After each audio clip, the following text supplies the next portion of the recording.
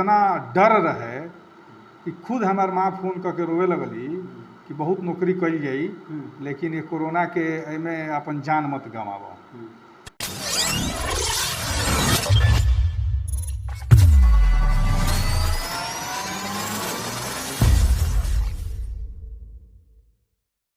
नमस्कार, प्रणाम, गोल लागतनी। हम हैं राजा रुआ देखतनी मैच बॉक्स लगातार ग्राउंड रिपोर्टिंग के साथ साथ जिस समाज से उठता, अपना जवार से उठता, अपना वर्ग से उठता, ओकरा से मुलाकात करती है। अभी मैच बॉक्स के टीम पटना NMCH में जब पहुँचल है तब पता चल कि मुकुल जी यही जबानी डॉक्टर मुकुल जी के कोनो परिचय के काम नहीं थे। यहाँ के कोविड काल में नोडल पदाधिकारी भी यही जकरनी है। बहुत बहुत स्वागत है मुकुल भैया। बहुत बहुत धन्यवाद रुआ के रहुआ पूरा टीम के। एगो सवाल मैंने दिल में जब से रुआ से बात भइल तब से चलेला कि ये कोविड काल में जब सभे घर में बात रुआ बाहर निकल के जनता के सेवा करे, चलिए मजबूरी बा, लेकिन कितना कठिन बा ये काम। देखिए, जब 22 मार्च के पिछला साल 22 मार्च 2020 के जब पहिलका लॉकडाउन लागल, एकरा पहले हमरा के टीबी जौन बीमारी बा, विश्वव्यापी बीमारी बा, तो ओकरा के सहायक राज्य कार्यक्रम पदाधिकारी के में हम पोस्ट पर पहले काम करत रही। APO assistant program officer state के हम काम करी, टीवी पर देखत रही। काहे कि हमार दायित्व बा एपिडेमोलॉजिस्ट के भी होला कि महामारी विद पदाधिकारी। टीबी एगो महामारी के रूप में, वैश्विक महामारी के रूप में वो देखल जाला। हर साल 1 से 1.5 लाख लोग खाली एजी देहांत करेला टीबी से, तो ओकर राज्य स्तर के काम हम देखत रहनी। यही बीच में कोविड के अपना देश में उत्थान आ गई। 22 मार्च 2020 के हमार ओकरा बाद सरकार डिप्यूटेशन करके और NMCH में हमरा के डिप्यूट कर रहा बस, और नालंदा मेडिकल हॉस्पिटल ओकरा बिहार के डेडिकेटेड हॉस्पिटल घोषित कल गई। पूरा बिहार के सब मरीज NMCH में ही आवस, और हमरा आवते 22 के बाद 24 मार्च के नोडल पदाधिकारी के दायित्व दिहल गई कि आप अब कोविड संभालिए।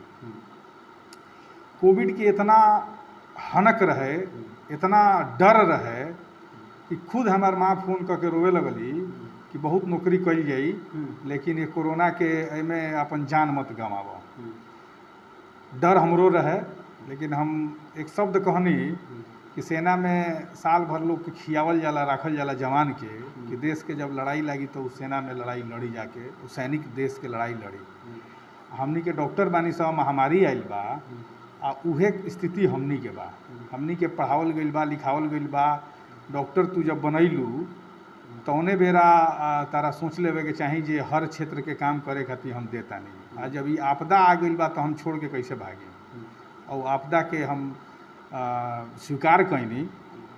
डर रहे शुरू में, डर ऐसे रहे कि ए तरह के पहला केस रहे, और 22 मार्च के पहला यहाँ एडमिशन राहुल कुमार करके एक इंडोनेशिया से बाहर से वो मरीज आए, पहिलका मरीज आए। भय इतना रहे कि बगल में नशा मुक्ति केंद्र बा, उमें हमनी के जाई सौ मरीजवा के देखे तो बुझाव जे कोनो भूत आ गई बा, एकरा के लगे केहू ना जाओ। लेकिन अंदर से हिम्मत बढ़ावल गई। WHO के बार बार हमनी के लगे गाइडलाइन ट्रेनिंग आवे लागल, और देश में जहाँ पहले से उ रहे ओकर अनुभव के हमनी के जानकारी लेवे लगनी सजे, एकर प्रोटोकॉल का बा, इलाज का बा।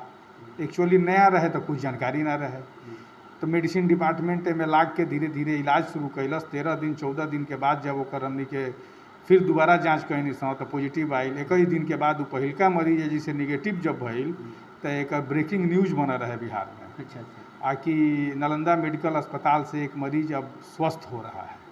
तो डर रहे, भय रहे, लेकिन ओकरा बावजूद भी काम कल गई और बहुत मन से काम कल गई। चलिए, कोरोना के प्रथम स्टेज के लक्षण का है? देखिए, कोविड के लक्षण के बारे में अब ये तो बहुत दिन से चलत आवता। पिछला बार के जो लक्षण रहे, ये भी ए साल के दूसरा लहर के जो लक्षण बा, कुछ उनमें अंतर आए। जैसे कि सर्दी, खांसी, बुखार, जनरली 3 चीज़ के पिछला बार में ही आवे तो तुरंत हमनी के कोविड RT-PCR जांच करा के पता कर जाओ। सेकेंड वेव में देखल गई, फर्स्ट वेव में ही कम म्यूटेंट रहे, सेकेंड वेव में आई जे सुगंध और टेस्ट भी खत्म होके लागल। तो ओकरा के भी हमनी के आदेश भी आ गई सरकार से कि भी एक तरह के साइन सिम्टम आवता, ओकरा के भी लिखे लागल गई। धीरे धीरे लंग्स में जो अबकी के जो दूसरा फेज के कोविड रहल है, ये बहुत घातक रहल है। माने ऐसा लोग हमनी के सामने से चल गए, रउओ देखता नहीं, समाज देखलस कि नया लोग और अचानक मर गई। ये से ज़्यादा लोग के देहांत हो गई कि सेकेंड वेव के जौन कोविड के इन्फेक्शन रहा लंग्स तक के गला देता रहा। और फेफड़ा जब इन्फेक्टेड हो जाई तो वो ना राजा के पहचानी, ना रंग के पहचानी, ना अमीर के पहचानी, ना वो गरीब के पहचानी, वो सबके खा जाई। और वही स्थिति भइल। तो सर्दी खांसी बुखार के अलावा सुगंध के और महक के गायब भइल, लंग्स में इन्फेक्शन हो गई। ये सारा कारण कोविड के रहे। चलिए अभी तक तो रउआ हजारों केस देख ले होखे, लेकिन एमे एगो कोनो ऐसा केस बताई जौन रउआ के रात भर सूते ना देले होखो। हमनी के विधायक बानी, सवाल बाजे सिवान जिला से जुड़ल बानी, शुरू से सामाजिक कार्य के गतिविधि में रहल बानी सब, तो सभे लोग संपर्क में बा। एगो देवेश कांत जी गोरिया कोठी विधायक जी फोन कैनी एक मरीज खातिर एडमिशन करावे खातिर। वो मरीज के हमनी के पिछला अप्रैल मई में वो मरीज के हमनी के एडमिट करावे खातिर बहुत कोशिश कैनी। ओकरा स्थिति ही रहे कि हमरा के यहाँ 500 बेड रहे, 500 बेड में 400 बेड पर ऑक्सीजन युक्त बेड रहे और 400 में 360 बेड ही ऑक्सीजन युक्त रहे, बाकी पीडियाट्रिक के रहे। तो पीडियाट्रिक बच्चन के मरीज रह सना तो 360 वही फेज हमरा लगे रहे आ 36 गो आईसीयू के बेड रहे मात्र वो बेरा के व्यवस्था के हिसाब से। और बहुत मारामारी रहे। बाद में हमारे सुप्रिंटेंडेंट साहब के द्वारा मरीज के भर्ती और एडमिशन करावे के भी हमरा के एगो जिम्मेवारी दे दिहल गई जे इहे देखी हन। तो एक के लेके बहुत प्रेशर भी रहे। 1.5 साल पहले वो मरीज के जौना बारे में हम बताओ तनी जौन के देवेश जी पैरवी कैले रही, 1.5 साल पहले ओकर शादी भई रहे। सुबह से ओकरा से बात होता आइल आ बात भइला के बाद हम ओकरा के रात में 1 बजे वहाँ एडमिशन करैनी आ जब सुबह 10:30-11 बजे अइनी जब हमें जी इंटर कैनी तो ओकर पत्नी के तो हम पहचानत ना रहनी। जब हम घुसनी 11 बजे तो हम सोचनी जे बात कर ली फ़ोन करके वो मरीज के स्थिति जान ली। तो जब अंदर गईनी तो हम फ़ोन कैनी तो ओकर पत्नी बिलबिला के रोवत रही है। 6 महीना के ओकरा गोदी में लइका रहे आ जौना आदमी से हम बतियावत रहनी आ ओकर मौत जब देखनी तो हमार दिल टूट गई एकदम। बहुत हम भी अपना आप के अब रोक ना पावत रहनी, ऐसा स्थिति रहे। और ओकर पत्नी गोड़ पकड़ के छान के रोवे लगली। हम जब दिन भर काम करके जब वापस रात में गईनी तो खुद हम बेसुध हो गए रहने। वो चेहरा देख के, वो इंसानियत, वो महिला ये कहस जब ये हमारा बेटा के देखी, वो अपना भाई के कहस जे कौन ऐसा गलती कैल जे तू हमरा के अभी शादी, माने इस तरह के बात कह के जब वो कहस तो आंसू ना रुके। ऐसा भी दर्दनाक घटना हमने के ए पीरियड में देखनी आसा जो दिल के झकझोर देला सा।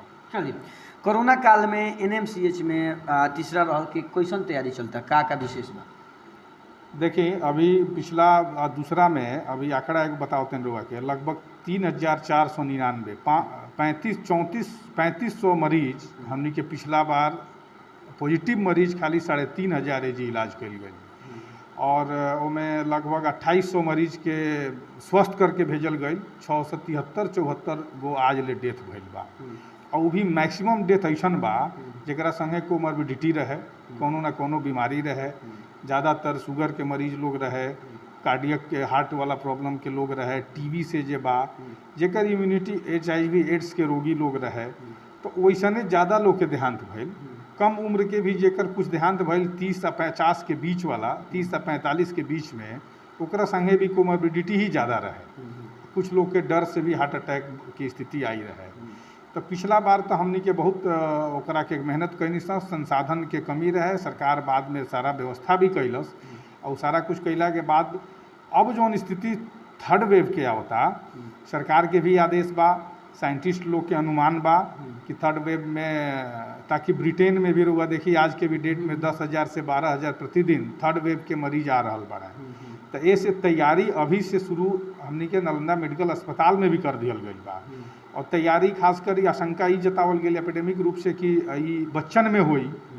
तो अभी हमरा के यहाँ पीकू में या नीकू में PICU जौन बा बच्चन के पीडियाट्रिक ICU बा, उनमें 50 बेड विथ वेंटिलेटर ICU के नया वाला जौन MCH बिल्डिंग बनल बा, उनमें सारा तैयारी करके हमनी के ओकरा के रखले बानी जा कि आगे कोनो भी एक तरह से हम तो ईश्वर से भगवान से ही मनायब जे ऐसा अवसर ना आवे, ऐसा विपदा आपदा ना आवे। लेकिन अगर आई भी तो हमनी के पहले ही से कटिबद्ध बानी जा, तैयार बानी जा। ऑक्सीजन रुआ सामने बगल में देखा तानी कि ऑक्सीजन प्लांट भी स्थापित हो गई बा। तो जौन पिछला बार गलती भी भई रहे, चाहे सत्ता सरकार से या प्रशासन से या व्यवस्था से, तो सारी चीज़ के तैयारी अभी से कर दिहल गई बा कि अगर थर्ड वेव आवता तो कोनो प्रकार के ये समस्या ना हो। चलिए, हम आरो जब बैठल बनी जब दूरी भी बा, ओकरा बावजूद हम आरो मास्क लगेले बनी जा, लेकिन जैसे गांव साइड में कोरोना माने लॉकडाउन खत्म भइल तो मास्क तो हटाई, मेला लागता बाजार उजार में, वो लोग से का अपील करें? एगो डॉक्टर भेजा के नाते से कि सबसे ज़्यादा टॉर्चर रहुए भई नहीं है, चाहे हम फोन करके करी तो चाहे केहू और करो तो रुआ के लगभग हमने के टॉर्चर करते नहीं जा कि फलाना पेशेंट के भेजते नहीं जा, और फलाना हमारे रिश्तेदार हवन, वो पूरा जिला से ये स्थिति रहल है, वो लोग से का अपील करें? देखिए सवाल ही बा ये अपील बा, सरकार भरे गाइडलाइन में धीरे धीरे अनलॉक कर जाती है, फर्स्ट अनलॉक कैलस, सेकेंड अनलॉक कैलस, लेकिन अपना से अभी भी लॉकडाउन के ही पालन करे के बा। और सबसे बड़ा चीज़ बा ये मास्क के उपयोग करे के बा। मास्क अगर एक बात समझ ली, हो सकता है अगला 15 दिन में बिल्कुल ही अनलॉक कर दिया, लॉकडाउन ख़त्म कर दिया, लेकिन एक मतलब ही ना भइल कि अनलॉक हटा दिया गई तो वह मास्क हटा दहनी, दूरी के जौन पालन करे के बा ई छोड़ दहनी, ई तो अभी रउआ करही के नहीं खे, काहे कि थर्ड वेव शुरू बा। कई देशन में, मलेशिया में और ब्रिटेन में एक दिन में 15,000 मरीज आ रहा बाड़े। तो हमरा ये चीज़ के दूरी के पालन करे के बा, मास्क के उपयोग हमेशा करे के बा, और कुछ अभी के जौन मौसम बा और आगे ठंडा के मौसम आवे वाला बा, पेय पदार्थ बा, पे आइसक्रीम वगैरह बा, ऐसे भी हमरा बचे के बा। इम्यूनिटी जौना से कमज़ोर होके हमार ओकरा के हमरा रोके के बा, इम्यूनिटी बढ़ावे के कोशिश करे के बा, व्यायाम हो गई, एक्सरसाइज हो गई, खान पान में सुधार हो गई, गर्म पानी के उपयोग हो गई, जौन आयुर्वेद में भी बा, आयुष मंत्रालय के जौन गाइडलाइन भी बा, ओकरा के हमरा आगे भी फॉलो करे के बा। सरकार अगर अनलॉक कर भी देता तो हमरा अपने आप के अभी बचावे खातिर जौन प्रोटोकॉल गाइडलाइन रहल है ओकरा के लॉकडाउन के, ओकरा के आज भी हमनी के माने के बा और आगे अभी मानत रहे के बा, एकरा के बंद नहीं करे के। बहुत लोग के बावे कोविड वैक्सीन के लेके, वैक्सीन जौन लागता ओमें कई सारा अफवाह भी उड़ता, तो अफवाह उड़े वाला से का कहे ऐसे कि देखी वैक्सीन लगवावल नितान जरूरी बा, हमू लगवा ले बनी, शायद हो यहाँ के तो लगवाइए ले होके रउओ लगवाई तो हमार आग्रह बा, लेकिन जे ये अफवाह फैलावता ओकरा का कहें?